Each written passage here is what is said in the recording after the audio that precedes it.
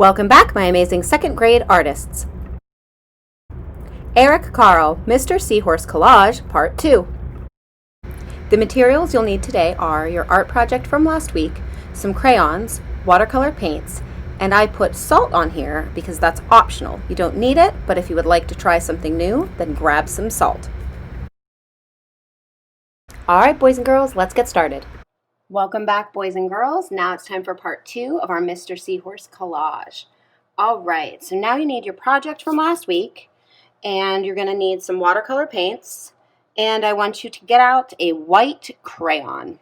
And if you want to use some salt, go ahead and get some salt that you use for your food, and we can use that to add some extra texture as well. Alright, with your white crayon, I want you to go ahead and we're going to add some bubbles around our Mister Seahorse. So you're going to draw some white circles, and you're using white. I know you can't see it, but that's okay. You're not supposed to see it yet. It's going to be a surprise when we use our watercolor paints. So what you're going to do is add some bubbles all around your seahorse.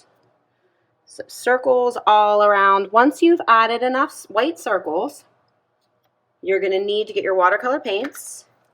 And remember, we use a lot of water whenever we use watercolor paints, so make sure that your brush is nice and clean.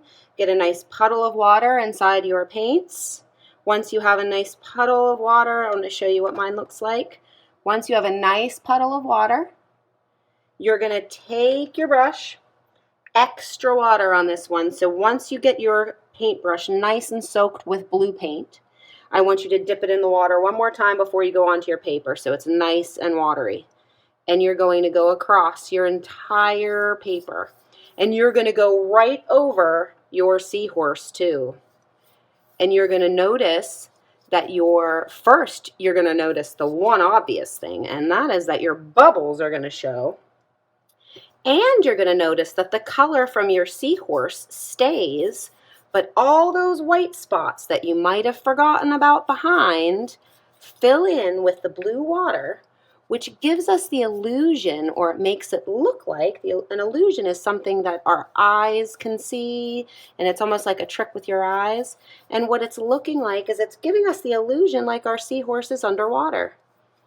So I want you to go back and forth across your whole paper using your blue watercolor paint.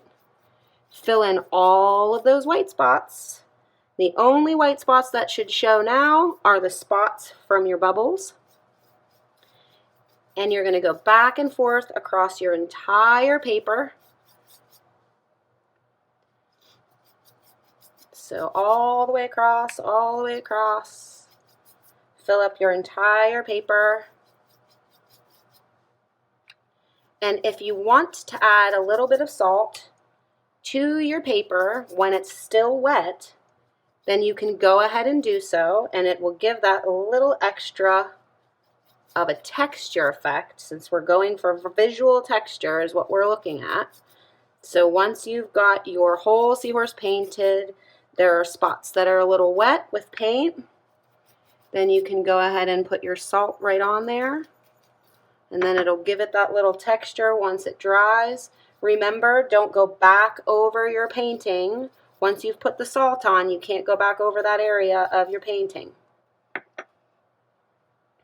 All right, now I want you to set your painting aside, let it dry really good, and set it aside for next week so that we can add our finishing touches to our seahorse collage.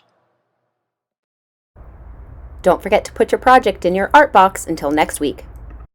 See you next time. Have a great week.